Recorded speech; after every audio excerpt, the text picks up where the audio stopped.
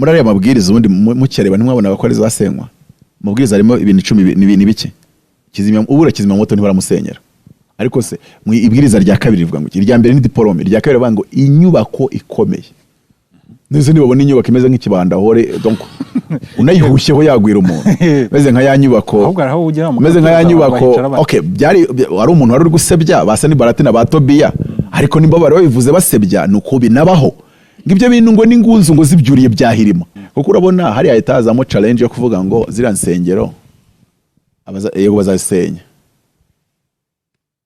ubwo nyine azahita kuriza rya bwiza ryo mu manegeka kuko iyo bagusenya manegeka bari kugukiza ko wagirwa ingaruka nibiza n'urugero cya kurusenyero rwa ku bantu ntago uri bwishyurwe Imana yaguhaye amafaranga ukitangisha amafaranga ukayabona mu kubaka ibintu na bwenshi utayombekire permanent ngira mu gikiga nukubera iki ubatse ibintu bizasenywa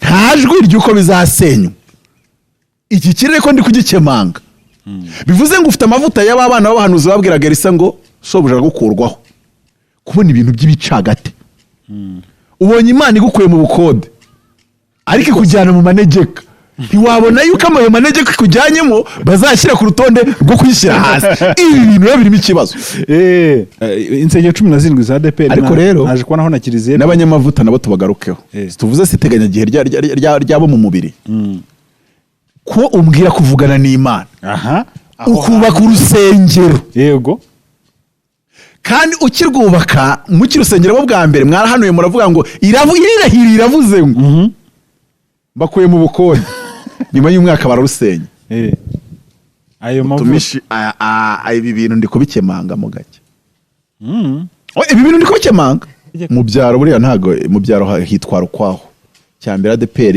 nk'ubuyobozi bwo hejuru ntago bujya bwubaka insengero hari n'umuntu wambaje ikibazo nabwo nk'ibyo bibazo wagiye ubiceceka yarimo mbaza ngo ariko ubundi amafaranga batura utangiye kwibaza amafaranga batura mwa kuri buvangirwe hari ibintu umukristo abatakwiye gukora kwibaza ku mafaranga aturwa uri nko muri ADPR byatuma uva mu mwuka ibyaba byiza rero wabireka ibaze abakijijwe abihannye wenda batenzwe kwigaburo abahagaritswe kwigaburo hari ibintu winjiramo ndetse nk'urugero Evo suri umunyamakuru n'umusobanukiwe nkubajije biza ya presidence wansa gutayize none se reka nkubaze nk'ubu nanjye ibintu namenye bitandeba kwenda bashaka kubatura miliyoni 400 ku cyumweru kimwe ADPR ko ni benshi miliyoni abantu miliyoni 2,800 se gutura ayo mafaranga ni ibintu bya danje buriya menya amaturo wagira ngo bayambaburiyeho buriya Remera ADPR nzayitura ku muhima nkamenya yo tura cyo zatageza kuri miliyoni 4 ntago njya mbamenye umurenge wa Byumba ubamo insengero zingaye za Anglikani uko abonye ko kira cyiciro cya kabiri Anglikani iri mu murwa umwe na EPR yo wenda ndabizi shaka ufite urusengero rumwe nimba ntabyibeshyaho ariko reka mbare kari rumwe Mose yari we ufite cathedral intebe Yosuwa Bibiliya ntabwo amwitaga umukozi w'Imana ariko abantu umudiakoni no umukozi w'Imana muyoboza akora ndo umukozi w'Imana ko shawa wayuretse none se hano sinakubwiye yuko naramaje se mu karere ka Gicumbi ubwo harimo zingaye nimba mu murenge gusa harimo Anglikani 8 kandi tuzi ko Anglikani arizo nke ugereranyije na ADPR arambwira ati mu karere ho ntihabuzemo 150 kuko buriya Gicumbi gira imirenge 21 mu mirenge 21 Anglikani zaba yemerewe gusiganamo insengero Anglikani kwiteranya na EPR bizaba byemerewe gusiganamo insengero 33 kuri ya magenge none deja Anglikani ubwayo ifite mu 150 zirenga ikubye kabiri reka nanjye mbasuhuza mwese badukurikiye ni byagaciro gakomeye cyane kwa mugarutse kubana natwe umwanya nk'uyu nguyu twishimiye kubana namwe kuri iyi channel ibaye ari ubwa mbere usigaye ukoze subscribe kugira ngo ubutaha ibiganiro byacu byibona mu ba mbere inshuti zacu ziri mu mahanga cyangwa se muri diaspora mwese Nyagasani yabishimire ndetse n'abari hano mu Rwanda ntago twabura kubasuhuza ndetse n'inshuti zacu ziri Burundi mwese nukuri mugubwe neza kuri kamera turi kumwe na Apotre Professor Mutabazi nishimiye kujya kubana na Apotre murakoze nanjye nishimiye kubana namwe numvisha utangiye ukangurira abantu gukagupyonda kuri subscribe nanjye reka ntangire mbakangurira cyase mbaha makuru yego tariki ya mbere z'ukwa 12 nzaba mfite conference izabera muri Classic Hotel umuntu ushaka kuzayitabira n'ubuntu ariko kuregistaringa ni igihumbi uzasubizwa uhageze. Kubera iki amafaranga azasubizwa? Nuko ntayo nshaka. Okay, nuko ikigenderewe cyane no kubagezaho ibyo nabateguriye, nawe ushaka ko amafaranga ntiyambuze ngo ayame. Impamvu nshaka kuzayabasubiza nuko nzaba mfite financement ariko izashingira kuri audience mfite. Ningira audience y'abantu 50 ntago baza finance. Ningira none kuzubabwira ngo ufite audience y'abantu 100 babaze uri sure. Tuzaye tubabara uwo munsi rero nabemereye muri proposal nabahaye yuko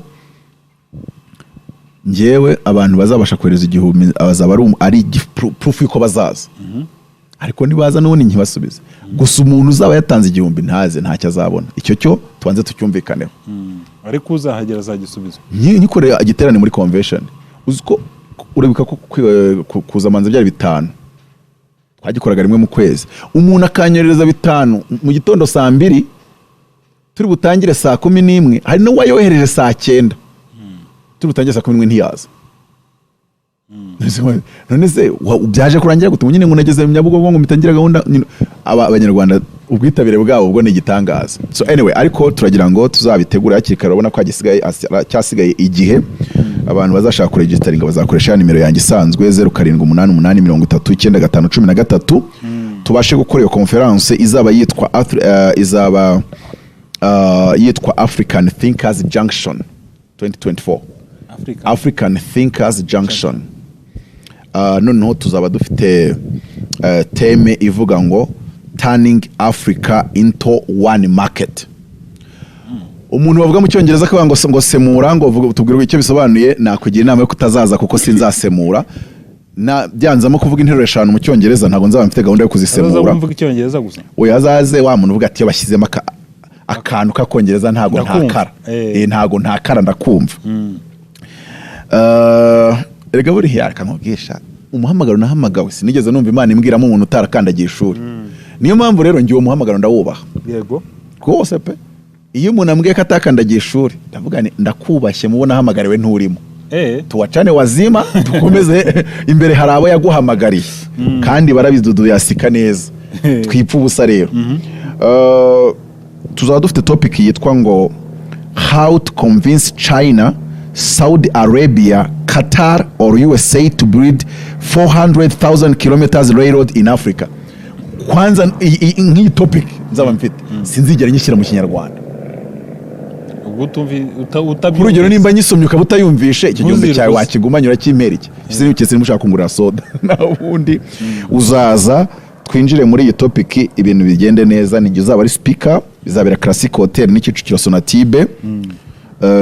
Bizaba ari ku cyumweru bizaba ari saa 8 ku itariki ya mbere z'ukwa 12. Ubwo amakuru yose sinyabahaye. Ikindi kandi abantu bazaza nzabaha igitabo ariko cyo bazakigura. Angahe? Amafaranga make cyane nk'ibihumbi 10 cyangwa 5. Nzamfitemo iby'icumi n'ibya 5. N'iby'ibihumbi 100 of course. Uzabaha ibihe bitabo? Ni igitabo nzandika cyitwa Dimension ya 4. Nta nubwo uracyandika. Uzaba kirangije mu kwa 12? None se content ko nyifite. Ahubwo nzaza cyandika bura nk'icyumweru. Nizi iki gitabo nacyandika ndengeje icyumweru nshaka. Ibyo nandikamo byose ndabifite. Iyi sufi yo gusa gusa. Draft se? Draft biri mu mutwe. Akajya ntago njya bitinda. Hari ibitabo byinshi nari amafaranga ntarabyandika. Nk'abantu 10 bose bakishyura icyarimwe naracyandika nkababwira n'ikizabasohokanye nkabaho kwezi. Byumweru bine nkabanze ko kiba kirangiye. Nasi igitabo cya page 20 narenze ukwezi nyandika ibiki. Ntago nabanyandika reka. Icyo cyo nzacyandika icyumweru kimwe. Igitabo nabahaye cyitwa Inkotanyi mbone y'abato nacyanditse 5 batari icyumweru kimwe. Ibi bitabo byinshi byandika igihe gito. Igitabo kigorana ni cyo utaregeranya content yacyo. Uri bubanze gukorana research hagataho. Ariko nk'urugero iyo ngiye nkigisha mu giterane iminsi 5 ibintu nigishije nkashaka kubyandikamo igitabo ni iminsi 3 kiba kirangiye kuko content yose mba nyifite. Rero naho ngaho bibigeze. So kizaba cyitwa Dimension ya 4 isi y'ibitekerezo mpangamyumvire ndemyabihugu.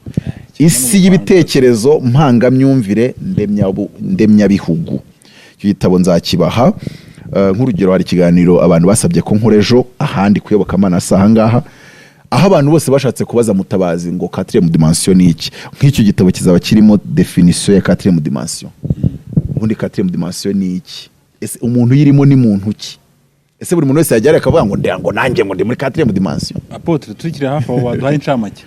Nk'urugero kamite nsoma iyi ncamake ya 4e dimension cyari cyo. 4e dimension ni ubwenge bw'ibyanditswe guteranya hiyereko. Ubwenge bw'ibyanditswe guteranya hiyereko.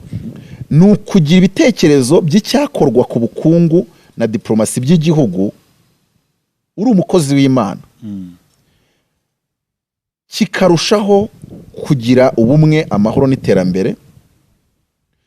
Abo ngaba abakozi b'Imana bo muri dimension ya 4 abari umukozi w'Imana wuzuye umwuka w'Imana, abayobora igihugu bakagirira ibitekerezo bye urukundo rumwe rubatera guta urwo bambaye bakamwambara bagahorana intsinzi cyangwa se bikabatera guhorana intsinzi. Ndavuga ngo icyitonderwa, umuntu utaratanga igitekerezo ngo gikundwe ndetse gishyirwe mu bikorwa n'abayoboye igihugu runaka ntashobora kwitwa un serviteur de la 4e dimension. Gusa barimo bangaye ahubwo. Iyo udatinywa n'abayobozi b'igihugu ngo ukundwe n'abahanga b'icyo gihugu cyangwa se b'icyo gihugu gifite, byaba ari ukwihangishwaho kwiyita uw'ikirere cya 4 mpangamyumvire. Ariko iyo muri dimension ya 4 nanone udasenze neza bashobora no kwikanga bakakuritura, kuko babona uri menace isa n'isa wagumura abantu, kandi ari Imana yaguhamagare 4e dimension. Ugomba kubyirinda, ntugomba kujya mu murongo wo guhangana na leta. Oya, dimension ya 4 iberaho kugira ngo ahubwo ishyigikira bari muri leta. Kuko ugiye kuvuga ngo ndavuga amakosa yose mbabonana, byaba ari ibindi bibazo. Ahubwo wowe iyo ubibonye ukora inyandiko ukabegera ukavuga ati nyamaze hano hantu mwaziba kino cyuho gutya na gutya na kuriya. So rero abantu bazaza tuzagira ibihe byiza ndabizi, kandi ubwo nyine bizaba ari itangiriro ryo kujya ku kindi kirere cy'umuhamagaro Imana impamagarira, kuko umuhamagaro wanjye untegeka guhura n'abaperezida b'ibihugu.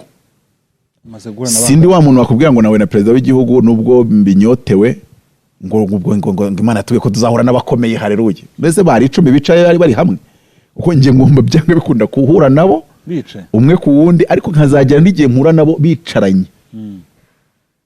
Kuko nk'iyi topic nzavugaho umuhanda wa kilometero 400 wa gari ya moshi uzaba uhagaze trillion 17 z'amayuwani. Ntago ari ibintu wabwira umuperezida w'igihugu kimwe ahita avuga ati mva imbere nifite ibibazo byanjye. Ntago wabibwira umuperezida w'ibihugu bitatu, bisaba kugira ngo ubashe guhuriza hamwe abantu, cyangwa se ubashe kugera mu gihugu kimwe ku kindi ugenda ukonvenka buri umwe bityo bamubirize. Kandi ubwo imyaka 10 yaciyeho, bityo muganire, bityo mushaka igihe cyazaganirwa. Imyaka 20 irashize, uyu muhamagaro nta guhubuka, kuko ntago ari umuhamagaro ugenda ubwire bakavaga n'abatari inyota n'ababandi bashonje. Oya, abahamagawe uwo nguwo nabo bazawukora kandi neza. Mu by'ukuri rero by'umwihariko ndi kugireba uburyo nakitegura ko umwaka utaha naza moving on. Byibuza nkavuga ni Uganda ndahageze, mbonye audience. Sinangombwerega burya nuko tujya twishyiramo ngo president, naga ni ngombwa president ushobora kubona n'umujyanama we, ushobora kubonana na ministry muri presidence, ushobora kubonana n'inteko, ushobora kubonana n'ama université. Donc ushaka abantu classe politique cyangwa se classe des intellectuels.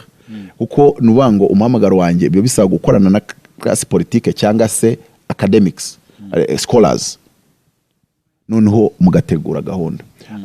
Ibi navuze ngo ni African Thinkers Junction. Byanga bikunda muri season zazo z'imyaka iri imbere nzajya making sure yuko byibuza ibihugu 24 muri Afrika bihagarariwe. Donc bifitemo delegation yajemo. Hagomba kuba icyo gihe mfite amatike y'indege yabo. Zansenye bavuze ngo mugira amahoteli, mukishyikira amahoteli nzajya nshyiramo izo delegation. You see that? Hoteli zo mu gihugu nzihakazi nazo zibone ibintu bimeze neza. So urumva rero umuhamagaro ntago ari umuhamagaro wo kujyana minenegwe, nta nubwo ari umuhamagaro wenda uzansaba gukomeza kuba kuri YouTube cyane, bizansaba nicare hasi ntegura ibintu ngiraho nkomanga. N'ubu ngubu no muri iyi conference bizansaba kujya ku ambasade atandukanye, ko nimba muri topic arimo kuvuga ngo urashaka ku develop igitekerezo cyangwa se kuvuga igitekerezo ushaka kuzakonvenka China, ugomba kujya kuri ambasade ya China. Nimba uvuga yuko ushaka kuzavugana na Saudi Arabia, ugomba kujya kuri ambasade ya Saudi Arabia ukakomanga, ukicarana nabo, ukababwira ikikugenza, ukababwira your project and everything. Ikindi kandi ntabwo uragenda ubihishe ubuyobozi bw'igihugu, bese hagomba kubaho gukomunika. Hagomba kubaho gukomunika. Yego biravunnye, ariko Imana niyo kwizerwa. Iyo yaguhamagariye ikintu, where there is God's calling, there is God's provision. Yep. Imana yaguhamagaye kandi ukumvira, buriya ni nayo igena impamba y'umugenzi yo yagutumye. Yagutumye nayo gupangira impamba y'umugenzi. Yep. Niyo mpamvu nkunda kubwira abantu nkababwira ngo niba Imana yakuntumyeho, uzi ufite ikikuzana ni gusubizayo n'ibyo uri burya. Ariko nimba ari ngiye wahagurutse waza gushaka nk'umuhanuzi, nzakuzanira ituro n'ibintu bitandukanye. Iyo ari ngiye waje ngushaka, ubwo nyine uramushyira ituro, naje ngushaka. Ariko ari wowe yatumye, gusa yagutumye se yigeze integuza ngo ngo yagutumye n'igiye gushakira impamba kandi bikagenda neza. Tuzakuri ndabatumiye kandi Misira cyari kuyonza nabivugeho, nzanagerageza tubivugaho neza. Yego, twicaye kuri Makita Tent Design, ni hano Kimironko ku muntu wifuza gukora ubukwe rwose. Ariko nta nubwo ari ibintu bikomeye, n'umuntu wifuza ku meeting Apotre Mutabazi ngo mura nifuza kuzakubona, uzatega imodoka nimba mu ntara, bateguye n'ukuri burari muri Kigali, uze watendinge unambone. Nkibasha no kuboneka by the way, kuko ntago nzahora mboneka. Hari igihe kizagera. One president of Africa, umupresident umwe mu baperezida ba Afrika, akansaba audience kabura neza umwaka ukarangira. Ikabura kandi ari president w'igihugu watowe. Sara ari igihe bitaragera, miti Mutabazi rwose muhure n'umuntu uri kuru tuganire, twiterere story bigikunda ko bikunda. Aha, Apotre, ejo bundi twakoze ikiganiro ngira ngo twari turi kuvuga kuri iki kifungwa ry'insengero tujuje ibisabwa n'isenywa. Hazamo n'ikintu kisenywa, ko hari insengero zasenywa kugeza ubu. Raporo dufite nyango niyo mu majyaruguru, niyo mu majyaruguru. Nahoze mbona ntago twabashije kwinjiramo neza muri raporo, ariko nabonye ari insengero zigera kuri 55 bamaze gukatira ko rwose ari ugusenywa, ari gushyirwa hasi. Harimo ngo ziri mu manegeka, aho umuhanda utagera, mbega ahantu hatagize. Hari zifite inyubako zidakomeye. Yego. None se reka nkwereka nk'urugero. Muri ariya mabwiriza ubundi mukireba ntimwabona ko ari zasenywa. Mubwiriza harimo ibintu 10 n'ibintu bike. Kizimya moto ntibaramusenyera. Ariko se mu ibwiriza rya kabiri rivuga ngo irya mbere ni diplome, rya kabiri bavuga ngo inyubako ikomeye.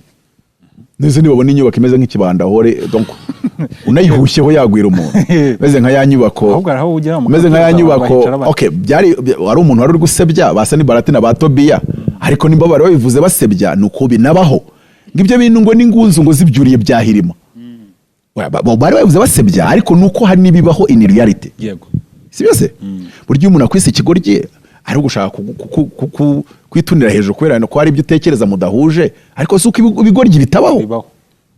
Umuntu akwise umweskoro utesikoroka, hari ikintu kimwe tuzi nuko n'abeskoro babaho. So bityo rero ziriya nzu, donc insengero zari zitujuje ikintu bivuga ngo, donc urusengero rudakomeye wagira ngo bazibwire ngo iki, donc inyubako ikomeye ntayo none wagira ngo bazibwire ngo iki. Ubwo nyine hasigaye no gusenywa. Oya, inyubako nibidakomeye igomba kujya hasi. Yego. None nimbiri mu manegeka. Ariko president hari ikintu yavuze. Ariko ubundi ko muri muzifunga mwazimaze zijya kujyaho ninde wazaye ibyangombwa. Arakana abayobozi bacu bakeneye kuzakosora gakomeza kugenda kagaruka. Iriya stade yubakwa. Amahoro. Basenye polisi yari imaze imyaka itageze kuri 3 imenwe y'amafaranga yo kuvugurura no kugira gute. Sugize se yasenywe cyane inakomeye. None ukibaza se meme na centre de santé ubwo mwayikoragaho mwayishyiragaho amafaranga ntabwo urwego rwari ruzakora plan ya stade no gushyiraho miliyari 120 ntabwo rwari ntabwo muvugana. President akunda kubivuga atari abo bantu ntabwo bavugana. Sikwa n'umuntu usanga ari minister atavugana na state minister. Umwava mu nama ntagire icyo abwira undi. Yanamamagara agasanga yaramuborotse amushyize blacklist kandi mwiyungirije undi. Nese uwo president yabivuze atubeshya. Yaratwikaga yabivuze bihari. Hari abantu batavugana ugasanga permanent secretary nimba ari wati ugasanga ntabwo. Ariko bose bakwiye gukorana. Nyine yarabwiraga ugashyira umugani polisi hariya ariko mu myaka ingahe ukabura yisenye yagiye amafaranga nakuriye ni igihombo. Umuhanda w'Igicumbi mbere yo kujyaho mbere y'umwaka cyangwa imyaka 2 bari bazanye Horizon yishyurwa amafaranga ikora ibintu ishyiraho ibintu bya bindi by'ibibeto bashyira gutya ku mikingo kandi umuhanda mushya wagomba kuzaza ibi byose ugahita ubishyira hasi bagombaga kuwagura ugasanga batanze isoko rya miliyari 2. Izo ni miliyari 2 zivuye mu karere kamwe ntuzite make. Miliyari n'igice ivuye mu karere ntago ari amafaranga make. Barangiza gutanga iryo soko ryamara gushyirwa mu bikorwa nyuma y'imyaka 2 agahita isoko rituma byandi byose babisenye. So nakantu twakunze kubona yuko gakunda kugaruka. Kaburimbo barayubaka nyuma y'umwaka bayubatse ukabona bari kwitera amapiki bagenda basanasa ukabura tubona ko urwego rw'igenamigambi kuri twebwe no guhuza ibikorwa by'inzego zitandukanye ruracyagoranye.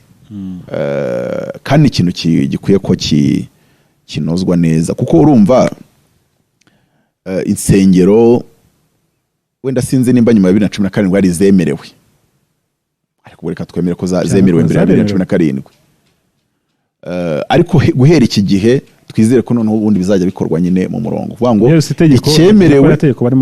icyemerewe bibaye na ngombwa niba ajya nko kwemera urusengero mu cyangombwa barusinyira bavuga ngo kuva tubemereye ni garanti y'imyaka byibuze wenda n'urugero 30 cyangwa 50 iki ariko usanga nyine harimo ako kantu ko gakunda kuza mu bintu byinshi aho nyine usanga ibyo bakwemereye kubaka uyu munsi nyuma y'imyaka 5 barakubwira ati kuko urabona hari ahitazamo challenge yo kuvuga ngo zira nsengero yego bazasenya ubwo nyine azahita kuriza ryabwiza ryo mu manegeka kuko iyo bagusenya manegeka bari kugukiza ko wagirwa ingaruka nibiza n'urugero cya kurusengero rwa ku bantu ntago uri bwishyurwe. So ni ibintu nk'ibyo ngibyo ukabona yuko hari impande ebyiri ubuyobozi bukore ku buryo bwemerera umuntu ikintu bubona neza yuko kizaba cyemewe nejo kizaba cyemewe na nyuma y'imyaka 10 kizaba cyemewe cyangwa se bubwira umuntu ngo ikintu kikwemera ariko ni kiri temporary. Yego ni imyaka 2 cyangwa 3 ntago ugeze ubona abantu bagira insengero z'amatents anagezweho hasi harimo n'amakare kari tents cyane haryo mega ikoze ibintu bijya gusa birashoboka hari ntago mvuze ko ibyayi bitemewe abo ncuzi bango bashaka kuvuga okay urubaka inyubako imeze gutya cyase nimba utabishoboye kora indi imeze gutya na iri smart ariko byo ni temporary bari by'imyaka 5 nyuma y'imyaka 5 isaha n'isaha bakuye ngo shyira hasi ntacyo wazubaza kuko ari ukuntu mu Uganda bavuga ngo ayombekere permanent mutazi ikiga ndabasuhuje ngo ubwo nyine ngo yubatse inyubako ngigumaho none hari kundi kuntu bajya bafata urusengero bagafata ibintu by'ibiti bagashyira ibintu urona zino mbaho kano kaba kari inyuma ku rubaho kinyuma kano bakuri inyuma yego bakaba ariko bakoresha insengero none izo ngizo bakazita ngo ntago ari permanent nyine yego none rero mu pastor atangira afite urusengero rutari permanent nyine bafite biriya bibaho bikojonjoye bakabikoteraho bakageza hejuru bagashyira amabati no muri Kenya na bisanzwe ufata ubutaka bw'umuntu ukabukodesha ukajya umwishyura ku buri kwezi ariko warangiza ugahita ushyiraho urusengero rw'ibati ahantu nagiye kubwiriza bari afite ibati rishyushye none mvuga twajya kwate ugasanga abapasiteri babiri bari kurwanya na bari guterana mu ibati rinashyushye kuri teranemo saa 8 izuba ryacanye uvuga atoya uziko ari uguterana ariko umeze nkaho wibereye muri Kageno samuhawe ukuru uko abari mu bushuhe bujya kwegera ubwagiye no nubwo ntagezeyo ariko noneho nta kundi barabimenyereye ubushyuhe barabumenyera ariko manzana nagiye ari mu gihe cy'izuba nasi ko nagiye ari mu kwa 2 none ugasanga hari n'abaturage batuye mu nzu zikoze gutyo ibati hasi no hejuru kandi ubwo ibati kuva hasi kugera hejuru ifite metero 2 bivuze ngo umuntu muremure yanakozaho umutwe ni nari gufi noneho umuvuga turakanga ati reba nk'umugabo n'umugore babana muri iriya bati rishyushye kuriye ugasanga bari no gushwana tugasanga umugabo amuca inyuma baba no mwibatira ishyushye kuko twabonaga abakobwa baho besho batera inda pe umukobwa buriya basanga baramutera inda no mwibatira ishyushye ati nta n'ubwo mujyanye muri hoteli bamukize mwibati anyway so rero ugasanga nimba turi kubaka inyubako zitari ibati zitari tente hakabayeho ko nyine kwemerera umuntu ibintu nyine utazamubwira nyuma y'imyaka 3 cyangwa 5 ngo bino bintu ngo ntago byemewe ngo ntago byujuje ibi nibi kandi wenda utaranamubwiye cyageza kubyuzuza kandi rero ngiye kwemerera provisoirement temporary ariko we wumve ko utaraba wujuje ibisabwa kandi bibiri temporary nabyo bihabwa igihe kingana gutya wenda ntajya muri ibyo byinshi ariko insengero 55 ahubwo intara y'amajyaruguru niyo yari ifite insengero zifite inyubako zidakomeye gusa bazasenyiza amajyaruguru gusa kugeza ubu niyo makuru dufite reka dutegereze wenda n'izindi tuzazibona ahubwo nge ikintu ndimo kwibaza nahangaha nabuze ndeba kuri urutonde nsanga hariho insengero 17 z'itorero rya ADPR muri 55 habona urusengero rw'umushuti wanjye Bishop Gilbert ndagusuhuje urabizi nemera amavuta yemera ariko urusengero rw'Abagabo Church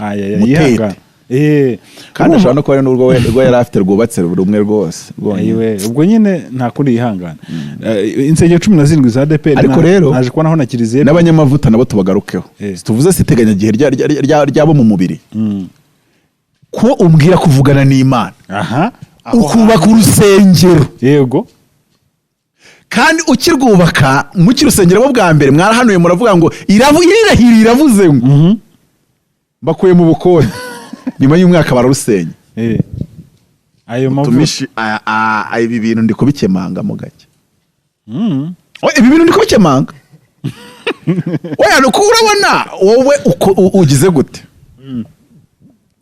asanga ariyo mpamvu His Excellency yavuze atari ibyo bintu byanyu Petero yajyaga hanurira umuntu akamubwira turapfuye yabwiye Ananiya aramubwira ati barakujanye n'umugore waje aramubwira ati haha Safira abavuye kuzana umugabo wawe ibirenge byabo ndi kumva biza ni kumwuka ari kumbwira kandi nawe barakujyana ahita apfa ariko nawe yari hanuriye mu rwandiko rwe rwa kabiri aravuga ngo nukorera igice cya mbere ngo ko namaze guhishurirwa n'umwami wanjye yuko ngiye kunyaguye ingando haleluya ngo nicyo gituma mbibutsa ibyo nababwiye na mbere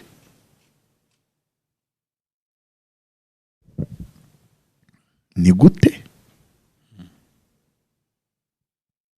Imana yaguhaye amafaranga ukitangisha amafaranga ukayabona mu kubaka ibintu nta bwenshi utayombekire permanent ngire mu gikiga ni ukubera iki wubatse ibintu bizasenywa ntajwi ry'uko bizasenywa iki kirere ko ndi kugikemanga bivuze ngo ufite amavuta y'abana b'abahanuzi babwiraga Elisa ngo sobuja gukurwaho kubona ibintu by'ibicagate ubonye Imana igukuye mu bukode ariko kujyana mu manegeka ntiwabona yuko amaye manegeka kujyanyemo bazashyira ku rutonde rwo kwishyira hasi ibi bintu rero birimo ikibazo aho hantu ubwo se ngiye kubwira umubishop w'inshuti yanjye nawe mugiye gusenyera kamudereranye byakomeye kwaje kwa Arabwenge umuntu umwe aramuhamagara aramubwira tuzi ikintu kibaye ati Range Rover yawe yishyira aho hantu uri ufata akamoto mpaka ku mupaka ati ntuhindukire nimba uri mu kibwiriza ntukirangize kandi ufate moto ntufate imodoka iya Range ikibazo ko yari ku ruhimba ari guhanura kuki nta makuru yuko ahantu hari kuna ibintu bimwe na bimwe bandi kumva ntabikurura neza niyo mpamvu nta muntu ushobora kuza ngambwire ngo manza hano niba uri polisi ukaza ukambwira ngo ambara amapingu byagorana ko nakoze uri seriye kuko nimba byaba binahari simvuze yuko bitabaho ariko nakabaye nakiriye amakuru yiyampamagaye ntago umuntu w'Imana agomba kubaho mu bintu byo gutungurwa yego ubu twakabaye tubona insengero zari zimaze imyaka 2 ziri gushyiraho imirindankuba yego zishaka kizimyamoto bibwirije kuko umwuka w'Imana yabayishuriye yuko ibi bintu bikenewe. Yego none rero duhishurirwa yego tugahishurirwa iby'abandi tukanayishurirwa n'ibitera abandi ubwoba n'ibihuruturamo abandi umutima, ariko ibitureba neza ntitubihishurirwe. Kuba akabazo tangira kuba ikibazo. Apotre nibyo mukanya nimo nkubaza nti turakwera rero gusaba Imana ikaduhishurirwa ryo kwindi dimension. Ariko n'ubundi ibintu by'amayerekwa nyine se ntuzi ko muri yaro aho nimba leta izazifunga Imana ikubwira iti nubwo ugiye kurwubaka n'imyaka 3 bazarusenya. Muri iyo myaka 3 nzaba ngushyigikiye nkuteje indi ntambwe bazajya kurusenya hari wambutse. Nitutasaba Imana ngo dushyire kuyerekwa riri kuri icyo kigero biranatwereka ngo abo duhanurira ubwo nabo ibyo tubahanurira si nk'ibyo ngibyo, ukamuhanurira ibintu bizamurangiza. Ndaguha urugero, hari umupasiteri nkunda bita Pastor Myles Munroe, yavuye ahantu hakomeye ajya bitanga mu buhamya cyangwa se ajyaga bitanga mu buhamya, yapfuye muri 2014. Umuntu rero wajyaga atizanya umwenda w'imbere n'abavandimwe be bikarangira abaye pasiteri utunze indege, urumva ko Imana yamuzamuye cyane, ariko iyo ndege niyo yaguyemo. Kintu kucyumva? Ariko nge nakifuje ko tugira iyerekwa. Profeta ajya kuguhanurira imodoka, ariko iyo modoka yaba ari izakurenza umukingo akaguha amakuru. Sura birya benze. Yego. Umuntu nayihaye ntekeza ko ashaka yarabifashe yuko hari nayitoraguye. Kubera nayimuhereye 800 sinimwe kamafaranga nayimuhereye kandi iyo modoka yari ifite moteri indage. Nshyashya itarigeze ikorwamo. Yego. Ariko umwiga guhanura yarambwiye agati mbonye iguca amaguru. Nanjye narota nkabona ndenga umukingo. Umuhanuzi mukuru ati nukura amaguru. Amaguru yarabaye amaguru. Nangije nza gusenga niherereye n'ibye nyine ndakwereka ibintu reka mbaze ibyaya makuru kwanza. Yego. Nza gusanga iyi modoka ninyikuraho n'uwo mwuka wa kisidura jyana nayo. Sha ndayifata nyiherezo nyihaye. Ariko ntago nayimuhaye ngo imutunge imurenze umukingo, byari ikibazo cyari gifitanye isaro na njyewe gusa. So urumva aho niho nje ubunyamwuka bwawe ntangiye kubufata nkaho buri serious. Hari umugabo gutya yari umuvuga butumwa yinjira muri kwastere muri tagisi kuko ndi Uganda bari kuba tugende mulago nuko yinjiyemo ijwi riramubwira ngo nyine konvera ari gukingaho yuzuye. Yinjiyemo ari wanyuma konvera kingaho ijwi ritamubwira ngo sohoka makakanya uhita usohoka. Atanabajije niki ahita sohoka ahagarara hanze ategereza andi mabwiriza. Umuntu wambaye nkuko nambaye gusinga ubwiye idini yasengeragamo ahita aza yicaramo muri wa mwanya konvera kinga. Nyuma aza kugenda n'indi modoka yagize yaje kugera za Masaka asanga ya modoka ngo hasagutse ngo hasigayemo nka 3 kandi asanga n'abandi wicaye mu mwanya we nawe yagiye. Ubundi ryo rijwi niryo tugomba kujya tugendana naryo. Ryajwe ugiye gucanura gahita ari kubwira ngo manukira hano. Yego.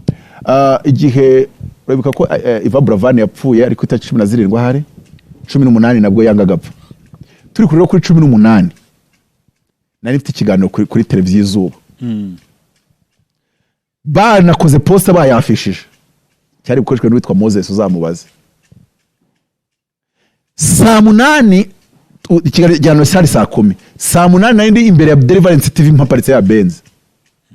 Bitamwandikira kuri WhatsApp ndamubwira ngo Moze ndi kumva umwuka w'Imana ari kumbwira ngo ni nkomeza kuguma muri uyu muhanda. Barangonga Yanga Bravani na Apotre Mutabazi muzabashyingurire rimwe. Niko ndi kumva. Bitamubwira rero ndigendeye ngigasanze.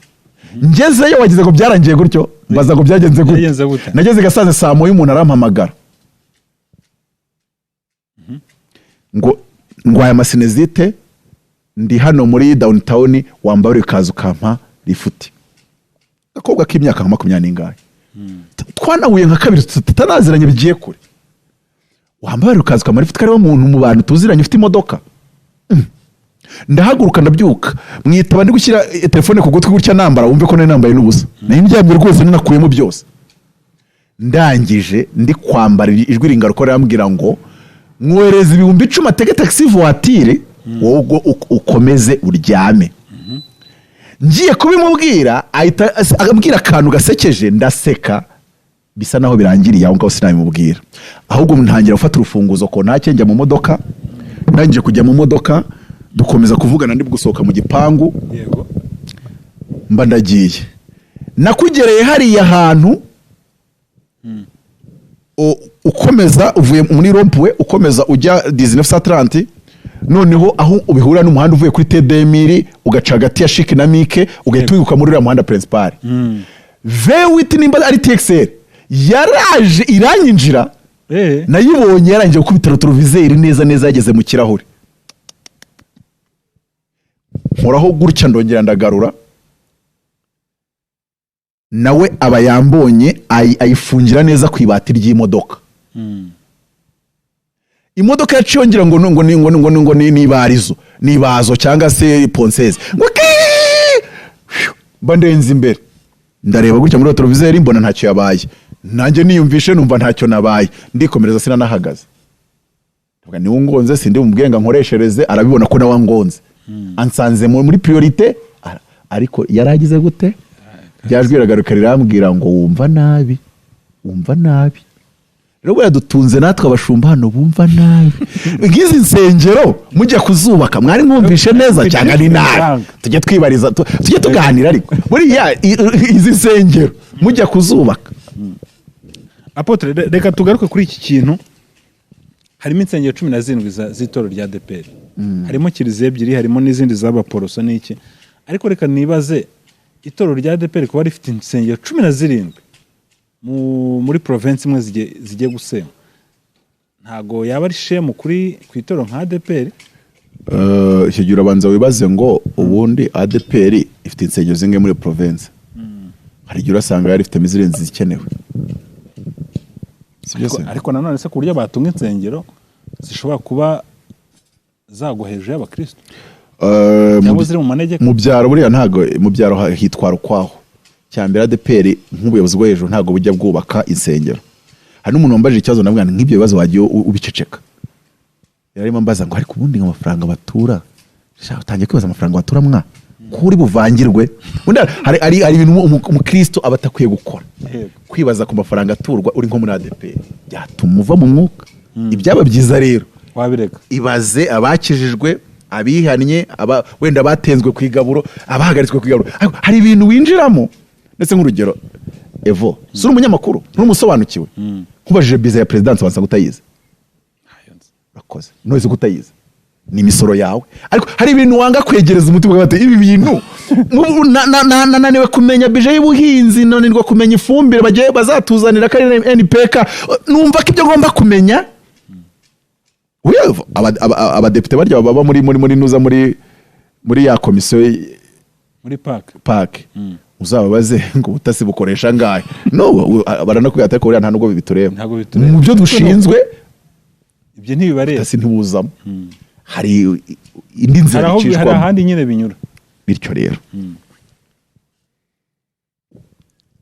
nk'urugero sinabwo ku bwami bwose bwitwara kimwe se kucyo ushaka kumenya nk'urugero wabonye ba ADEPR ukuntu baragiye kuva mu mwuka bashaka kumenya ngo ayadove ngo uko bayatanze uko yakoreshejwe nk'urugero mw'abakristo kubera iki mudafite abantu babigishe ko ibyo bintu mu bibareba bitabamo birekere biro y'abashumba hejuru za njyanama birekera izo nzego nawe nk'umukristo utari n'umudiyakoni wo ku mudugudu ugashaka kumenya ngo harya ngo hakusanyijwe ngahe ngo harya ngo bigenda biriya bintu bivana abantu mu mwuka rimwe na rimwe reka icyo nkemere ariko se aba bakristo iyo batuye amafaranga ntazamuka akajya hariya kuki batayabarekeye noneho basi ngo babanze bakora urusengero kugeza ubwo urusengero leta ifata gahunda yo kurusengera. Nawe ugiye kuvangirwa, nawe uraje umvangirwane.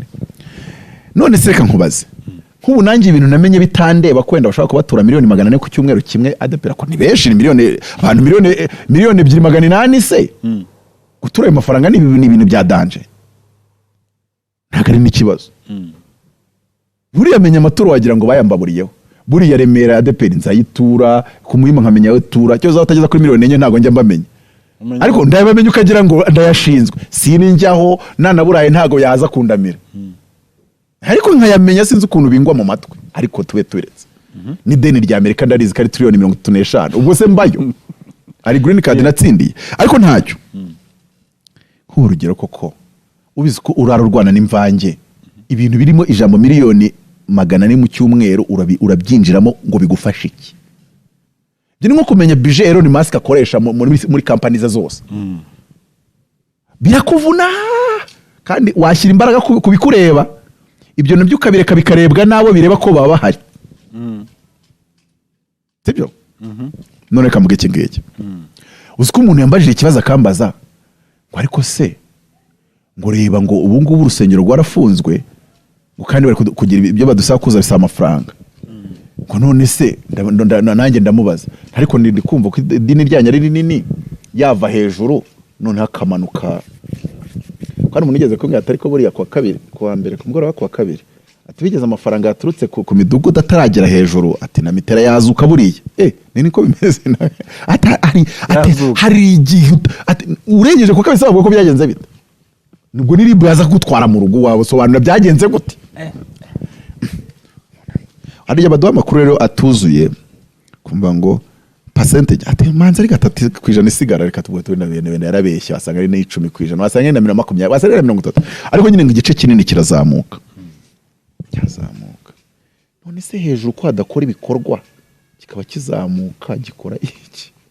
Natwe tubyibaza. Ariko ubwo ni musengera utavangirwa, nge mbyibaza ko ntasengera. Wowe ni musengera ukabyibaza uravangirwa. Kubasenyera se. None nk'abandi rero nge numvaga nubwo ntazi iyo kizamuka, ibyo kizamuka ngo giye gukorayo. Hangani mu gihe nk'iki ngiki bavuze ngo hari bisabwa bayafata bakayaboherereza mu kabyuzuza, noneho ahubwo wenda hakagira uburyo muzabiregariza asubirayo kugira ngo nanone mudafungirwa igihe kirekire. Hatoya tugomba kwirwariza, atubwo nyine ugahuza abantu kareba ko bakongera gakora fundraising badaterana. Fundraising ikomeye, donc ntago mwabigisha inyigisho ziri ku rwego ba fundraising badaterana. Niba babwira ngo reka tumubanza dufungure nyine duterane twikoreshe akana. Anyway, ntatinda aho hantu unambaza ibibazo byawe. Naramugene uwo muntu namugene reka ngumubwire nimba ari miliyoni 400 batambeshye zaburi cyumweru mu kwezi ni miliyari na 200, mu mwaka ni miliyari 13 gutyo nenye. Ndamugane nduka nkugira inama izagufasha muri iki gihugu, ibintu birimo miliyari 10 cyase kuva kuri miliyari kuzamura, ntukabyitereremo nk'isazi mu mata utazi no kuyatokora. Kuko aho yerekera ayo mafaranga nibabona wabyegereje umutima, nta nubwo uzaba uri kure yo kuba wahuza agahanga na hoho. Ibyo bintu bitera umwaka ntukabijyemo cyane. Urumva nawe rwose uburyo byirinda ubigendere kure, wowe wishyiremo yuko nyine hari uburyo bibigenzwa kandi kubwo buryo ari butagatifu, donc wishyiremo kari butagatifu. Nkuko nakubwiye ngo amafaranga yo muri intelligence mu Rwanda ntubiyamenya, ariko wishyiremo kakoreshwa neza. Yego. Cyane cyane yo kubona resulta zabyo umutekano uhari. Ari sawa. Hari ibintu rero ugomba gutwara gutyo. Kabwe turanishyiramo kari neza. Ubundi ukarekeraho. Ariko nyine ugomba natwe twibaze none se ko resulta turi kubona kuri abangaba bo. Kuko ubwo rega ne mu majyaruguru gusa. Buriya bari mu buyobozi barabizi. Ikindi insengero 17 nese kuri kwishyiramo kari bya bindi twasomye byari igihuha. Wicaye kuko nituvuga kari ukuri. Hazasigara insengero 3 za DPR mu murenge. Ngo amakuru nabajije umuntu umwangire kandi Gicumbi. ndamubaza ni harya wamenyera insengero za Anglikani ziba mu murenge wa Gicu wa Byumba ko nzi ko uri umuntu ibyo ukora bikwemerera kumenya aho umurenge ugarukiye no kumenya insengero zose kuko wanazigiye munazibwirizamo ubwo ndamumenya Anglikani mbwira umurenge wa Byumba ubamo insengero zingahe za Anglikani uko wabonye ko kira cyiciro cya kabiri Anglikani iri mu murwa umwe na EPR yo wenda ndabizi ishobora kuba ifite urusengero rumwe nimba ntabyibeshyaho ariko reka mbare kari rumwe umurenge hari naho utarusanga ariko mu Byumba ko ari mu mujyi hari ndabizi ko ruhari ariko ndabizi ko nubwo ruhari nta farumasi rugira nta butike rugira nta shuri rugira nta bene abashumba bayobora izo nsengero igitima kirimo kiragira gutya kandi buriya bazi ko mwari cyo bazaba neze mubona tudakayangana twebwe ari insengero dufite zifunguye ariko nubu darufite rufunguye utanabiteganya cyane mwari yakiri ku buryo Imana nagutunguye ikakubwira ngo rufungure wayibwiye ati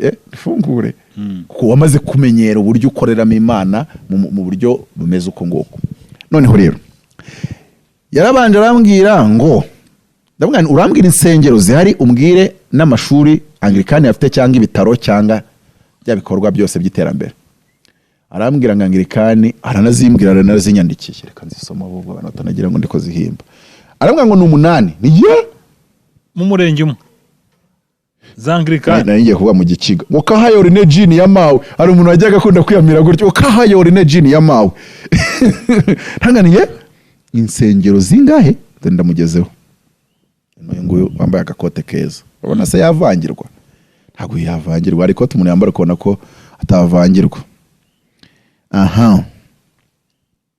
kansome hari urusengero rwa katedrali Saint Paul donc katedrali aho hano ari nyine katedrali cathedral uruzi cathedral icyo bisobanura intebe nyine naho musenyera abakorera buriya handi hano hose hatari musenyeri nta ntebe bihari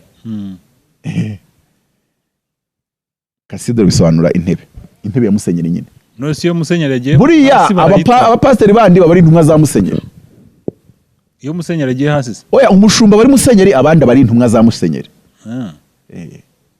ni nkuko bari abantu bose bari muri Zayoni umushumba n'igitwaza abandi bose n'abagaragu bagitwaza n'aboyi bagitwaza ubyitwa ushaka n'abakozi be Mose yari we ufite cathedral intebe Yosuwa Bibiliya ntabwo amwitaga umukozi w'Imana ariko abantu umudiakoni ni umukozi w'Imana umuyobozi akora ndi umukozi w'Imana ariko shawa wayuretse hasi umuyobozi wa paruwasi n'umushumba ariko no muri ADPR bikora neza bose se abapasiteri bose bitwa bashumba oya abapasiteri bose bitwa bashumba nyine uwo bita umushumba n'uyobora hehe mbwira nawe ndabizikubiza paruwasi no witwa umushumba buriya rero bari abandi bo ku midugudu baba ari abakozi b'umushumba ahubwo okay technical mareka tubite technical Yosuwa yitwaga umugaragu wa Mose kugeza umunsi Mose yapfaga Imana ikamubwira ngo guhera uyu munsi ndatangira kugukuza amaso y'Abisirayeli kuko nabanaga na Mose ariko nzabana nawe ariko asanga umuntu ashaka kumenya ngo amafaranga ngo ya Gisozi azi neza yuko ari umugaragu w'umushumba byibuza nibishaka kumenywa n'umushumba hasi y'umushumba muri kwivanga rwose mwe ni mukora ibyo bababwiye gukora munezerewe mwubashye iyo yabahamagaye ibindi mubirekera bafite intebe anyway yambwira ati kuri katedrali ruriya rusengero nubwo naho nasezeraniye bien sûr urugo rwose rutuye haraguru yiwanje muri metero nka 10 na zingaye wambuka kaburimbo gusa ni rumwe urwa kabiri n'urw'ikibari urwa gatatu n'urw'inyandi urwa kane n'urwa Rugando urwa gatanu ruri ahantu bita Kivugiza urwa gatandatu ruri ahantu bita Rukerereza yego urwa karindwi ruri ahantu bita Miriku urwa munani ruri ahantu bita Ngondore izo ni insengero 8 za Anglikani mu murenge umwe wa Byumba arangira namwe ngo kandi byibuze insengero 3 aho ziri hari n'amashuri ngo urusengero rufatanye n'amashuri nkaho ngaho ntuye hari n'amashuri ya Yeri ni nako tuyita ngo kuri Yeri ubwo bivuze ngo ngeze ku mashuri ya Yeri nuko reka mbwire sinabwiye ko ibintu ari ubwami rero bugira ukuntu bukora ubwami bukubisa ababaza nabwo ari igihe bugukubita ababaza uti gute ushobora gufunga nk'urugero rumwe rworoshye ubwiye katolika insengero zanyu zose turazifunga cyangwa se turabasigira insengero 10 mu gihugu. Amashuri ya katolika ntabwo bayafunga. Mu nyumvira yawe kumva papa nawe atahita yataka. Ubwo aho atangiye kubyumva rero. Nubanga umuntu rero yafite amashuri 3 mu murenge umwe. No mu yindi mirenge afite mandi. N'ibindi bikorwa. Ushobora kumufungira kuri level nawe atangira gufata imyanzuro ati sinode niterana. Tuzemeza yuko bira bitaro biba bihagaze gatoya. Kandi abantu bafite diplomasi bamaze nese ko ibitaro bitakiri gukora urebye nyine kubera ibibazo bya budget nyine murabona yuko n'abakristo ntibagiterana cyane ngo bature abikubwira gake beraga abayambaye kanza akabikubwira gakeya nk'umuntu ufite intebe nyine ufite cathedral atubwira twarateranye synode yemeza ko twa cutting budget kugira ngo tujyanishe uretse ko icyo gihe burya nakubwiye ngo ibihugu nanone nk'ubwo bikora diplomasi ni nako ushaka kwibwira gutyo leta tuvuga ati okay none muri duhe abana batabura uko biga turarigirira rya leta bita birangiriramo ubwo kandi bose mbagiremo inama icyarimwe nawe utazabivuga uri itorero oya kuko icyo gihe bagukore iby'umuriro wa Pentecote bawumennyemo amazi nawe bayakumenaho kandi ayo mashuri ntabwo uri buyaterure ngo yajyane itegeko rivuga yuko ibyo bikorwa bihabwa bibi bya leta cyangwa se bigahabwa irindi shyirahamwe muhuje intumbero muhuje yerekwa cyangwa muhuje intego muhuje vision so ntago ntekereza ko kujya muri uwo mujyi ari byo bizima gusa nka leta ishobora gutegeka nka za ADPR igategeka ko ubuyobozi bwo hejuru bushobora kujya kuza ibibazo by'insengero hasi gati nka leta turabategetse nkuko hari igihe tuza tukabashyiraho ubuyobozi turabategetse ngo insengero zibyira ibyo zibura byuzuzwe amafaranga aturutse kuri biro harya babyita biro centrale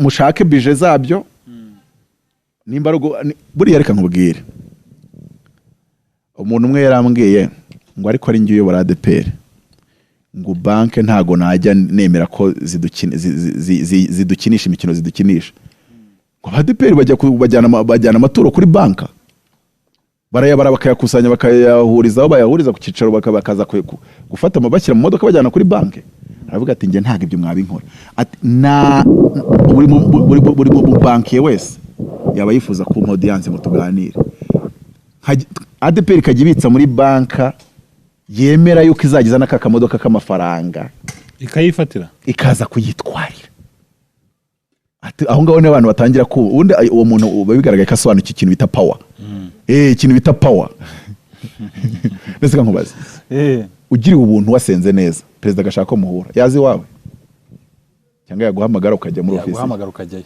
nuko nuwango nukubundi ari ikintu mbamona ko abantu batumva principes z'ubwami principes z'ubwami nyine ADPR beimpose ko bazajya baza kuyafata kabiri munavugane muvugane ko nka ADPR muramutse mukeneye roni tagomba kurengereza icyumwera kizane akatavuga ahubwo ndagwa découvert ya miliyari 10 uya rwose bwitoro mwabyemeje biro nyobozi yabyemeje découvert ya miliyari 10 murayihorana rwose ADPR gahorana miliyari 10 yajya kuretira itayafite kuri konti yego mu gihe byemejwe ariko n'inzego nanone atari kubango namanyanga kubera iki no mutura 1 billion in month ntago rero muri abantu bo kugaragazwa gati bityo rero abantu bafite découvert ya miliyari 10 nanone insengero zabo zose zafunzwe zikoze totali zibikenewe ushobora gusanga atarenze miliyari 7 niho rega hano habavuga ngo iyo abayobozi bazi ko umuyobozi icyo bivuga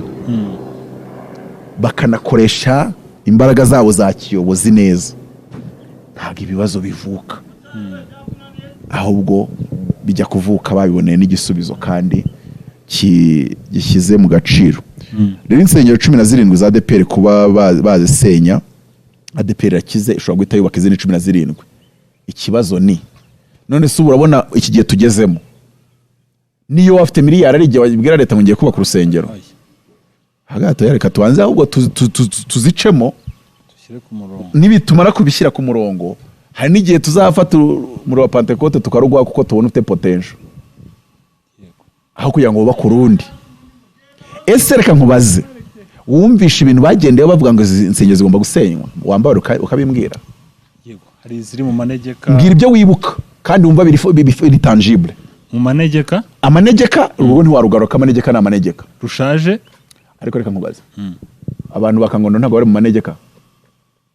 Yego, bo ntabwo bajya mu impamvu y'amanegeka. ni amanegeka Kangondo. Bajya mu impamvu z'amanegeka. Minisita wa local government yavuze ko nta n'ingurane bazaba, no nta n'ubwo ngo bazazitegereza, nta nizo bazaba kuko bari kubakiza imvura itabatwara. Abagisoza hari ugeza abarisha yarami nta wabarishije, yari amanegeka ntacyo bazi. Nagira ngo dushyire ibintu muri context yabyo. Yari amanegeka nanjye vuga ngo nta garuriro, ariko nibuka yuko burya amanegeka ku mukene si yo manegeka ku mukire. Icyo kintu wari ucyumvishe? Yego. Hari ikintu cyinjiza miliyoni z'amadolari nyinshi kiba mu Butaliyani kimeze nka nzutu, akantu bita nzutu kabana. Nuvuga ngo bagiye ku musozi umeze nka mu Kigali, bubakaho ibintu bimanutse byirimo amazi, abagabo bajya ruguru akajyamo kinyerera kikamumanura agenda asakuza yikamera akagera uzima amadolari kinjiza. None se ubwo nimba barahavanya, tubaze ko bahavanya abantu babyita amanegeka, none bakaba ari igikorwa ahubwo kinjiza amafaranga. Bivuze ngo bashobora kubwira ngo va kuri metero 50 z'ikivu, agagira undi mushoramari uza akaba ati ngiye nitwa Elon Musk, nshaka kubaka hoteli mu Kivu hagati, noneho kandi bakamwemerera kubera ko byitwaga amanegeka ko ibintu byagenda. Ariko uyu nguyu ati ngenda akora fondation yagenewe gushyirwa amazi hagati. Nimba aho nyumvisha ngo rero hari impamvu z'amanegeka, urwo ntiruzagaruka. Turajya ku kintu cya kabiri. Hari insengero izishaje tukire muri za requirement 10.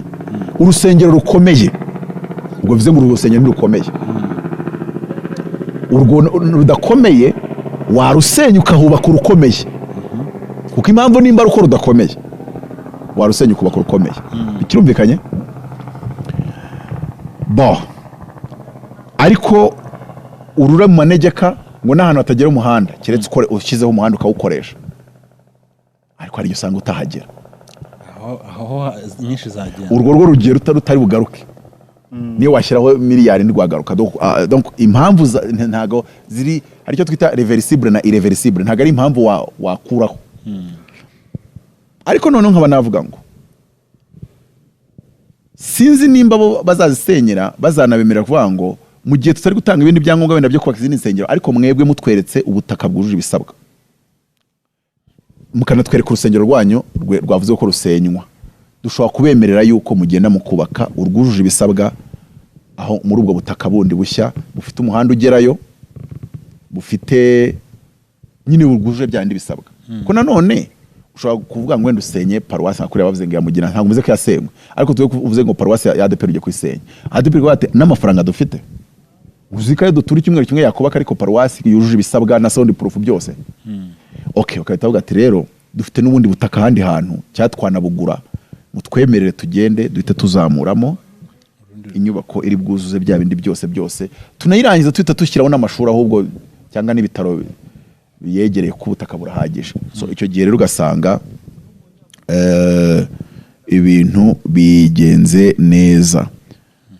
Aho nashatse kugaragaza yuko hazazamo du challenge, ariko nyine abantu bazaganira n'ubuyobozi barebe babiha umurongo, kuko rega bundi abantu baraganira. Sinzi ahubwo niba abayobozi b'amatorero nazamuza amatorero ziganira n'ubuyobozi neza, zibaganira mu miganirire yo gusasa inzobe, bitari byane byo kuza ngo twagiye ku nama hakabaho kuvuga ko umujyi umwe, abayobozi bakavuga, abanyamadini bakumva, noneho bikamera nk'aho baticaye ngo basase inzobe baganire, avuge n'iki, noneho bagira icyo bahurizaho.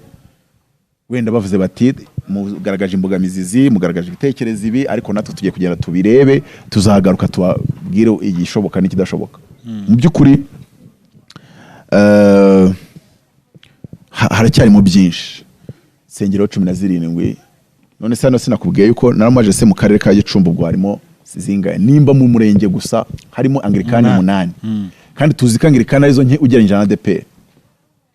Arambwira ati mu karere ho ntihabuzemo 150, kuko buriya Gicumbi gira imirenge 21 niko karere kagira imirenge myinshi kubera ko dufite amakode menshi ariko ntagira umuntu byumva hari umurenge ufite utugari dutatu twonyine mu gihe bagiye bafata bagahuza barari bagati uyu murenge uhuje n'uyu hazajya hahora gurumana hazajya hahora haka agati mubareke uku hari nuku buriya nuku biri bugende so ariko nabyo nk'abanyagicumbi ndabasabye nimba umutwaro ufunze dushake turunuvisi turegeze maburo kabisa ntaga bari sawa cyane ariko nyine ubwo n'uwo murongo byahawe ni imirenge 21 urumva yuko mu mirenge 21 Anglikani zaba yemerewe gusiganamo insengero Anglikani kwiteranya na EPR byemerewe gusiganamo insengero 33 mu gihe bya bindi twasomye byaba byaro bizemezwa kuri amagini none deja Anglikani ubwayifite mu 150 zirenga ikubye kabiri karenga hafi gatatu EPR y'ubwo urumva izasigarana rumwe nimba narwo izaruramura kubera ko ruri mu murenge Anglikani ifitemo insengero 8 ifitemo amashuri 3 nako ifite insengero 3 zifatanye n'amashuri hari igihe abazaza kuvuga ngo izo ziri ufungwa ashobora ati none zifatanye n'amashuri kazo tugumana izitari kumwe n'amashuri ubwo kwahera icyo gihe rero gasanga ntago bizaba byoroshye donc ugiye ureba ndi gusaba yuko bazajya kuri tere biriya bintu batekereje mbere yo kubisora nk'itegeko bakareba noneho feasibility cyangwa practicability yabyo kuri tere mu mirenge bakareba imirenge y'ifatizo y'ibyaro bakaba bayiretse y'ibyaro bakaba biretse ariko ahubwo nkabasaba ikindi aya matoro nimba avuga ko yatumwe n'Imana nyakubaha umuyobozi mushyashya baduhaye hari azagera nk'amatoro baza ngo ko bigaragara katari cyazo cyabije mufite kuki mukorera mu miji gusa bisobanuka bite ko hari umurenge mufite insengero 8 hari undi murenge mudafite mu rusengero na rumwe ntago harimo abantu Imana yabatumyeho oya ikintu tukibaze ikintu ntabwo cyafata ADPR ariko hari andi matoro wageraho ugasanga hari umurenge bagiye bakaba batewe ya mwebwe ntago none ko kuki mugira insengero 8 hamwe akaba undi murenge mutagiramo na rumwe cyageze bite reka rero dufunge nkeya zaha mujye no muri iriya mirenge nubwo inyubako itimurwa ubwo ariko muri ihangana muzubaka izindi kuki ubutumwa bwanyu hari agace kibugarukira mu mujyi kuki hari agace mumeze nk'aho mwakoreye discrimination kuri abanyamuhamagaro ntago zabibazazayo nese mwagiye mu mirenge yose nanone wamure ariko hari abandi ubona ko hashobora kuba harabayemo ikibazo cy'ubangwe se n'abayobozi banyu bakomoka muri icyo gice bakaba bari banze muri icyo gice nimba twarabonye yuko itorero rigomba kugira umumaro mu mibereho myiza y'abaturage bifatanyije na leta iyo mibereho myiza y'abaturage mushaka kuyigeza ku bantu bagace kamwe akandi mukaretse yenda byumva gitwe abadive niho bagiye cyane abasilamu nabo Rwamagana niho bagiye cyane katolika nayo hari ahantu usanga ngo intuko kubera iki kubera ko wenda ariho mwatangiriye n'abantu babo bakabibonamo cyane ariko nanone ariko ubwo nari nshatse kwereka ko bazibazo byawe ko naganiriye nsa nuri kukubwira case study yanjye y'umurenge wa Byumba ko ariho nkomoka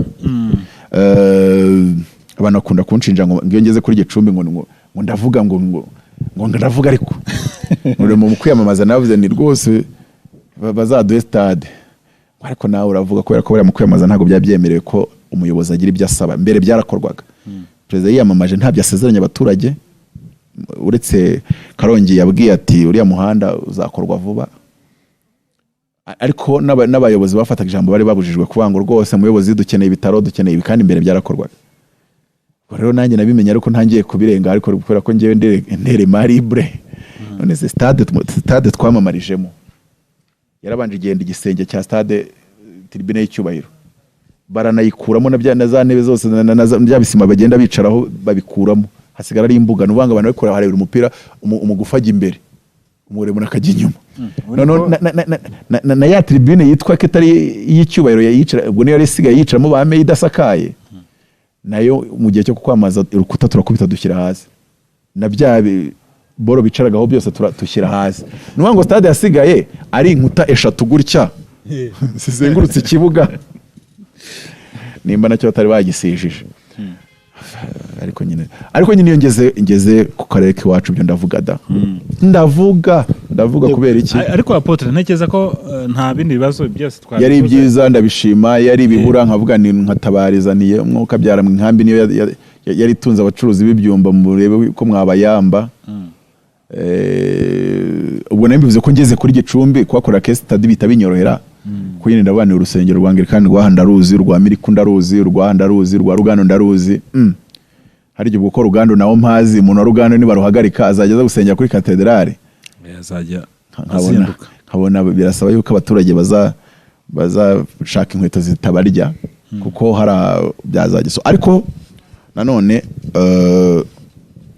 sinakirengagiza ko biriya biba byanditswe kuri ya wenda biri bugire uretse sinsenyo za DP 17 nawe wakuruye wishyira nkanjye kurura njyana Gicumbi na Byumba hari ikindi wabonyemo kidasanzwe urebye kese ni zimwe nyine nta kindi ni ibyo ngibyo kuba ADPR bayifungiye insengero 17 kandi ifite mu gihugu insengero ibihumbi bigera muri 5 cyangwa 4 noneho Bishop wanjye Gilbert bakaba bamufungiye kamwe yari afite Barakawori Church nimba ari umuntu uzi Bishop Gilbert umushumba Barakawori Church mukabuzi ko yagwesheje umugisha mu mavuta muriho ukabuzi ko nawe bamise ku rutonde ntiyari afite nyinshi n'iruriya rwari ruhari kuko ni wanamuhamagara kanamubaza momo ye sini wanamubaza konte y'urusengero uzagira ngo bamugira yubaka urundi kandi batubwiye ko kubaka muri iki gihe atari byiza icyo ndi kuvuga ariko byihuza umuntu wese baramusura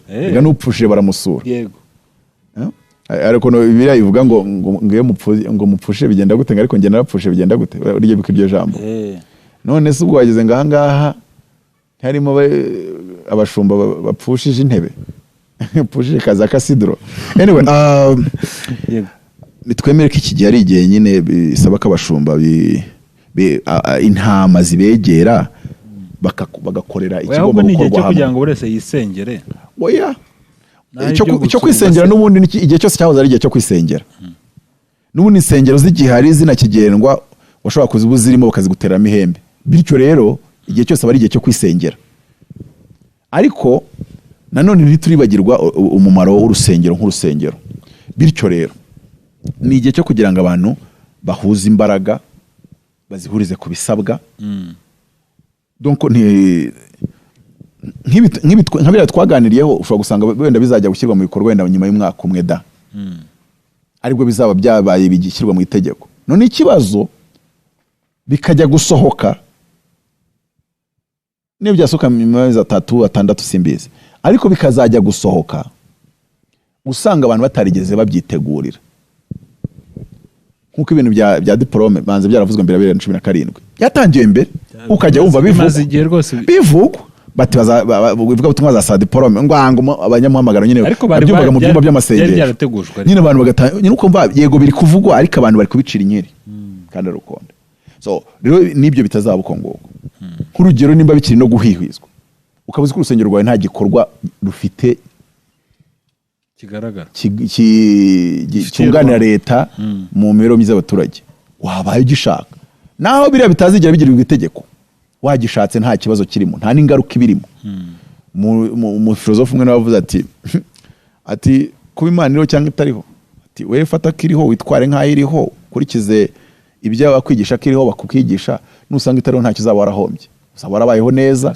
warabayeho uri umuntu mwiza muri sosiyete warabayeho ufite ingeso nzima wizeye ko ijoro rihari usoje usanga ridahari rero ntacyo uzaba wahombye rihari ridahari ku muhero ntacyo uzaba uhombye ariko barahita bateramo burage ati hari abazagera mu ijuru nibasanga ngo byeri zitari icyaha bavuga Yesu kuki abashumba batatubwiye so ariko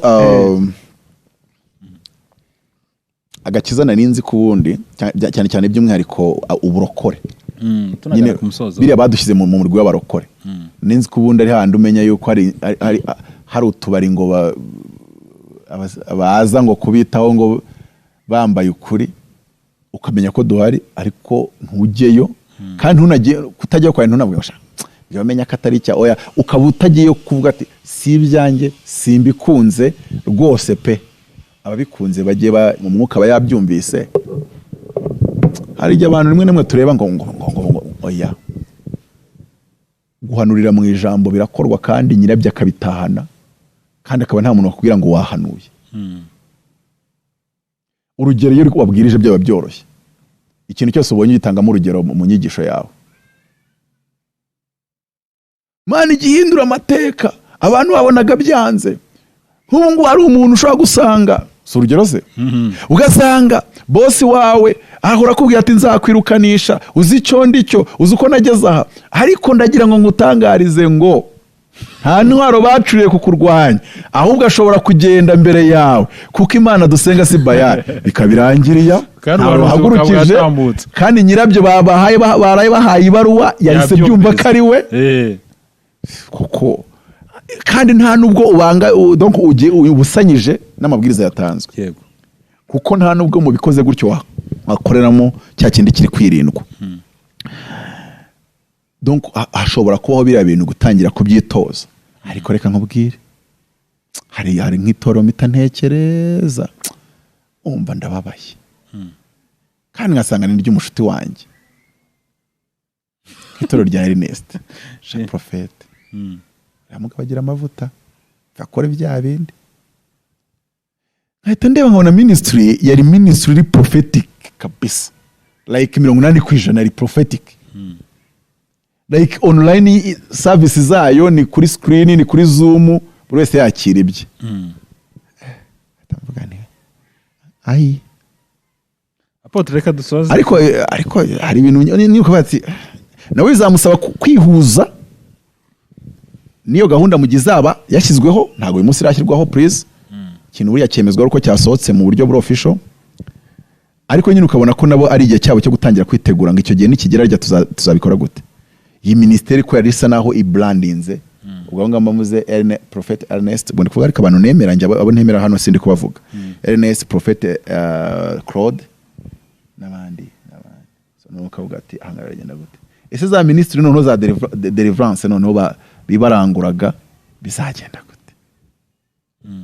Ukamvuze wenda kwa Bosco ubwo bose n'abashiti banjye cyase n'abantu nkunda, so ukabona ko ibi niba bivuga kuri zo bizamworohera Gitwaza ko asanzwe n'ubundi uwo murongo asa n'ufite kudanurira mu materaniro, ariko noneho wajya kureba izo ministry izindi twangiye Ernest ndi kumuvuga amarira agahita amanuka kubera ko ariko niyandagwa mu nda kubera ko nibwo yari yujuje urusengero rw'icyitegererezo. Ariko nyine Imana yatanze umuhamagaro, izagira nuko iwushyigikira cyane ko haraho Imana imugejeje imukoresha, kandi nyine ni nko kuri twavuga ADEPR ngo bayisenye insengero, ariko tukavuga tuti uburyo nabwo buba buhari. Hari ukuntu bure bukavuga Imana ho hari intambwe imuteje ku buryo yakabaye ari kuzamura abandi bakozi b'Imana. Aba ba Prophet Ernest ni rwo rwego bagezeho. Reka nkubwire, nagiye mu nsengero nyinshi, nagiye ahantu hatandukanye hanakomeye, ariko nimba Prophet Ernest nshobora kujya kumusuza kuri office akansuza gutya dure kuri office, sinateranye sinaje kubabwiriza kamusuza apozo ko warabuze agahita abwira secrétaire we agahita gwa $100 kinamukunde ntajya be mu Manyarwanda. Prophet Ernest ntarama Manyarwanda anayamaye nagira ngo isirarangiye ni amadolari. Uyu muntu hari urwego rwo kwisobanukirwa yagezemo. Urumva ko nibutse arandi hano yagiye, ariko nanze kumuvuga ko nabari muri babano ba mama bibifaru muri Kigali genda agiye kubakoreshereza fundraising bagiye kubaka urusengero, avuga Imana neza arangije avuga ati sheke ya 15 muyifate muyijyane muri contabilité none dutangire fundraising. Hari umuntu ubona afite andi mavuta, nizere ko kuba nkakomoje batari bubirakariremo ko ari ibintu ariye navuga kantu wenda kari ibanga, ariko ko yabikoreye mu ruhame ntago byana none wavuga ngo bigiye kugirwa ibanga, si n'ikibi yakoraga. Ariko nari nshatse kwereka ko yageze ku rwego rw'abashumba bashobora gufata abandi amaboko kugira ngo nabo bagira ibyo buzuza batari bujuje, uwo mushumba bashe kurya wenda yaragiye kuburara n'ibindi. Ariko nubwo bimeze bityo, aya mabwiriza uwo yageraho wese ashobora hinyuza mu buryo bumwe cyangwa ubundi. Urumva kuri we hari iyo side y'uko ministry ye iri prophetique cyane, bisaba impinduka zizasa naho rwose zibagoye cyane kurenza abandi, kurenza uko zagora zayo ni kurenza uko zagora kwa Masengo. Byo gushyiraho uruganda byo ntago ari ibintu byamugora nkurikije ibirere mubonamo. Umugabo wo kwizera n'umugabo wizera bya hatari.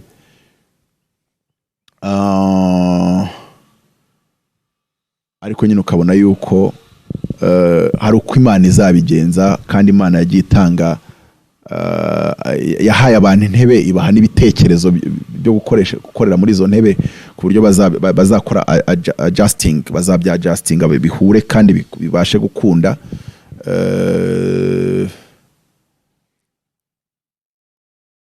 Shimye Imana, reka nsoreza. Apotre urakoze cyane, reka tugushimire. Bari ikibazo wambaje ntasubije. Wifuza nimero yawe? Hari ikibazo wabaje ntasubije se? Twayisubije rwose. Dukomeze dusenge.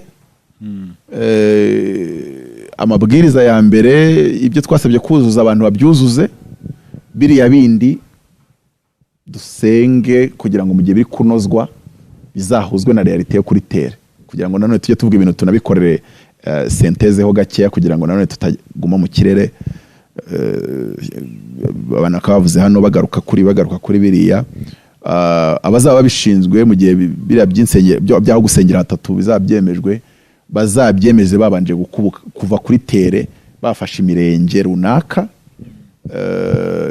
yo kwigiraho case study, noneho bibafashe kuba bashobora kongeramo akantu ko kuvuga ngo ariko exception mu mirenge bimeze gutya, hari case imeze gutya, bizajya byigwa na komisiyo yihariye, ibiha umurongo wihariye, ariko muri rusange in general ni uko nguko biri. Rero reka mvuge ngo umurimo w'Imana urakomeje. Abashaka nimero yanjye nkomeza kubibutsa yuko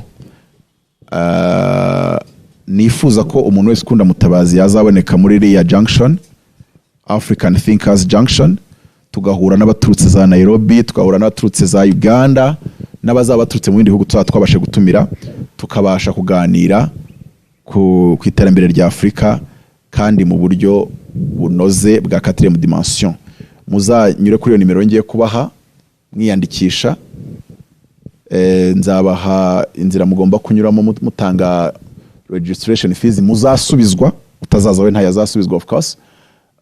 Kandi n'abazaba bakeneye kuzatana igitabo byazaba byiza mubitumenyeshe kugira ngo tuzahane hard copy zibakwiriye. Nimero ni 0788399513. African Thinkers Junction izaba ku itariki ya mbere z'ukwa 12 1st December uyu mwaka nyine. Izabera Kicukiro Sonatube kuri hotel bita Classic Hotel. Nzaba ndi umuspeaker mukuru, nimba warakomeje kunyoterwa ku mbona no kunyumva. Nzaba mfite speech zamara amasaha 2. Na kurarika rero, donc ushobora no kuza wifuzaga ku meeting Mutabazi ubwabyo nkabyo, ushobora kuza kuko topic yumva iko interesting cyane. Ndi kumva nta rubanza n'uburi uyu muyobozi ukaza, ndumva nta uzahanuriramo ngo bigushyireho icyasha. Tuba turi kuvuga ubwenge, turi kuvuga how we can turn Africa into one market. Apostle Mutabazi mugende mubwire babandi birirwa bamukoraho ibihuha ngo yatangaje ngo arashaka gufata miliyari n'igice z'abaturage bagize Afrika akazigira isoko rimwe, ku buryo igicuruzwa kizajya gicuruzwa kuri ubwo buso